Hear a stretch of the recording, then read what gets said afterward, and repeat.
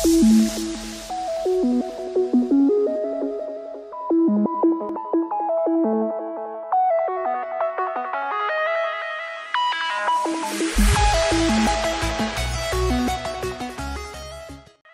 bien salut à tous, c'est Ageek29, on se retrouve aujourd'hui pour une vidéo non pas sur un jeu vidéo, mais autour d'un objet qui va vous permettre justement de capturer votre gaming. Cet objet c'est l'HDPVR Rocket. Alors qu'est-ce que l'on va voir dans cette vidéo? Tout d'abord, eh bien on va déballer le boîtier contenant le Rocket. Ensuite je vous montrerai les branchements qu'il faut faire pour brancher le HDPVR en mode autonome à la Xbox One. Je vais aussi en profiter pour vous montrer les différents paramètres à régler sur la Xbox One et même sur la Xbox 360. Ne vous inquiétez pas, vous allez comprendre de quoi je parle bien évidemment juste après. Après on verra comment apparaît et à quoi ressemble la vidéo que l'on a enregistrée quand on la récupère de la clé USB sur le PC. Et pour finir, je vais conclure tout en regroupant les points forts et les points faibles du Rocket. Mais pour l'instant, revenons à notre HDPVR Rocket. Alors donc, quel est cet objet? Eh bien, c'est un boîtier d'acquisition qui va vous permettre d'enregistrer votre game en haute définition. Pour être plus précis, nous avons du Full HD en 60 images secondes. Vous pouvez donc enregistrer sur PS4, PS3, Xbox One et 360, ainsi que sur la Wii U. Contrairement à beaucoup de boîtiers d'acquisition, le Rocket possède deux modes d'enregistrement.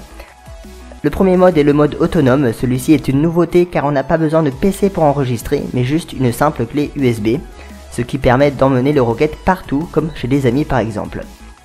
Le deuxième mode est le mode PC connecté que l'on retrouve chez tous les HDPVR et où il faut obligatoirement un ordinateur pour enregistrer. Les vidéos sont d'ailleurs enregistrées au format MPEG-4, donc en MP4. Le Rocket lui a la particularité d'être l'un des derniers nés d'Oppoge avec l'HDPVR 60, je parlerai de ce dernier dans la conclusion. Le Rocket est également considéré comme l'un des meilleurs HDPVR qui existent actuellement sur le marché car il possède des caractéristiques que les autres n'ont pas. On va voir donc tout au long de cette vidéo les points forts et les points faibles de cet HDPVR. Maintenant on va s'intéresser au contenu de la boîte. Donc bien évidemment il y a le HDPVR Rocket. À l'arrière de celui-ci, nous retrouvons une prise USB, une entrée vidéo composante avec audio, et enfin il y a une sortie et une entrée HDMI. À l'avant nous retrouvons une prise USB pour la clé USB, ainsi qu'une prise jack si vous souhaitez ajouter un micro. Vous pouvez donc régler le volume du micro ainsi que rajouter 20 décibels s'il n'est pas très puissant. Le gros avantage avec ce Rocket est que vous pouvez enregistrer le son de votre jeu tout en faisant votre commentaire et en parlant avec vos amis sur le chat. Inutile de vous dire que le gros bouton rouge est le bouton d'enregistrement. Ne vous en faites pas, la boîte ne contient pas que l'HDPVR. J'ai même eu l'agréable surprise de trouver un micro-cravate. Clairement je ne l'utilise pas car je préfère avoir mon micro sans fil. Du coup je le relie à l'ordinateur via un récepteur. De cette manière, j'ai la piste audio qui est séparée de la capture du Rocket. Je peux ainsi faire des retouches sur les commentaires. Autrement, nous avons un câble d'alimentation USB.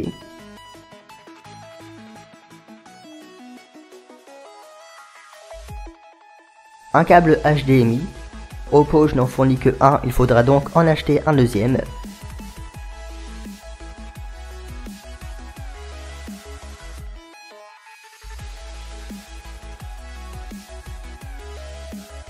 Oppoge a bien sûr pensé aux gamers de PS3 en rajoutant un câble vidéo composante avec adaptateur pour connecter la PS3.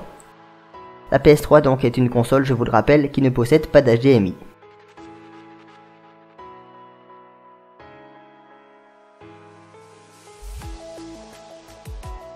Et pour finir, très important, le manuel qui va vous guider dans tous les branchements. Si vous voulez enregistrer en mode autonome comme je vous l'ai dit tout à l'heure, il vous faudra une clé USB pour stocker les vidéos enregistrées. Si vous ne voulez pas utiliser la clé USB, eh bien vous pouvez la faire à l'ancienne en connectant votre HDPVR sur le PC. Dans ce cas-là, les vidéos seront directement enregistrées sur l'ordinateur. Il vous faudra juste installer le logiciel Oppoge Capture et le tour est joué. L'avantage d'utiliser ce logiciel est que vous pouvez régler les différents paramètres du son ainsi que de la vidéo. vous pouvez éditer directement les vidéos capturées, puis les uploads sur YouTube. Vous pouvez même les partager en live sur diverses plateformes. Haupoge Capture contient également une nouveauté, c'est la fonction Facecam, avec laquelle vous pouvez intégrer l'image de votre webcam à la capture du Rocket. À présent, intéressons-nous au branchement de l'HDPVR Rocket sur la Xbox One en mode autonome. Donc il faut brancher le câble USB sur le Rocket et le relier à la Xbox One via l'USB rouge. Si c'était en mode PC connecté, il aurait fallu utiliser le noir. À ce moment-là, le Rocket est alimenté, il clignote d'ailleurs en bleu et en rouge, ce qui veut dire qu'il manque la clé USB et le signal vidéo de la télé. Ensuite, il faut brancher le premier câble HDMI à l'entrée HDMI du Rocket. Celui-ci, vous le reliez ensuite à la Xbox.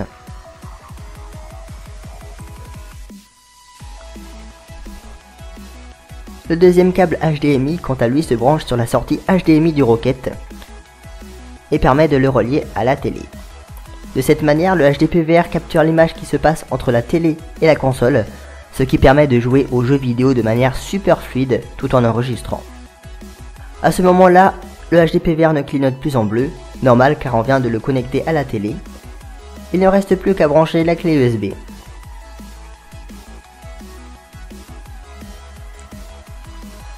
Comme je vous l'ai dit tout à l'heure, on peut bien évidemment régler le micro.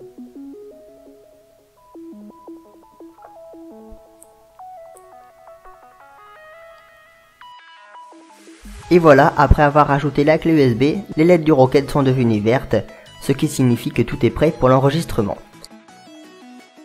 Il ne reste plus alors qu'à appuyer sur le bouton rouge pour le démarrer.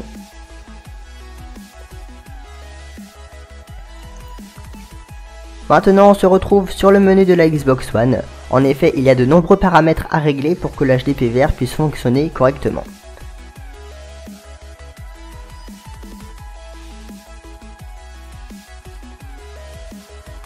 Le plus important ici est de régler l'image et de mettre la résolution de la télé en 720p. Je précise que ces paramètres ne fonctionnent pas avec toutes les télés, mais si l'image de votre télé est noire, il est évident qu'il faudra jeter un coup d'œil aux paramètres et de les tester. Hop là, on va faire un petit tour maintenant sur la Xbox 360 pour régler également les paramètres.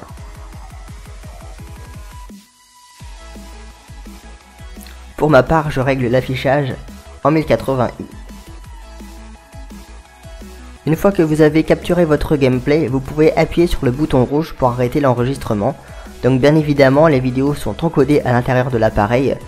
Donc ça encode en, attention, accrochez-vous bien, en H264 AVC HD, ce qui est un très bon format de compression. Voilà, on récupère la clé USB et hop, on vient la brancher sur l'ordinateur. Maintenant, on va voir comment apparaît la vidéo que l'on vient d'enregistrer, chose que je n'ai pas vue sur YouTube, mais je trouve que c'est important que vous puissiez voir dans quel état on la retrouve. Alors là, elle est dans Kingston, et la voilà, donc c'est un fichier MP4 de 12,4 mégaoctets pour une durée de 1 minute. Alors oui, les fichiers vidéo sont assez grands, car bien évidemment, la qualité est de même. À présent, vous pouvez donc voir à quoi ressemble la vidéo que l'on vient d'enregistrer. Ensuite, il ne vous reste plus qu'à la passer par exemple par un logiciel de montage qui accepte les fichiers MP4. Sinon, vous pouvez passer par l'option conversion, mais c'est quand même moins plaisant car c'est plus long et la qualité risque d'être dégradée.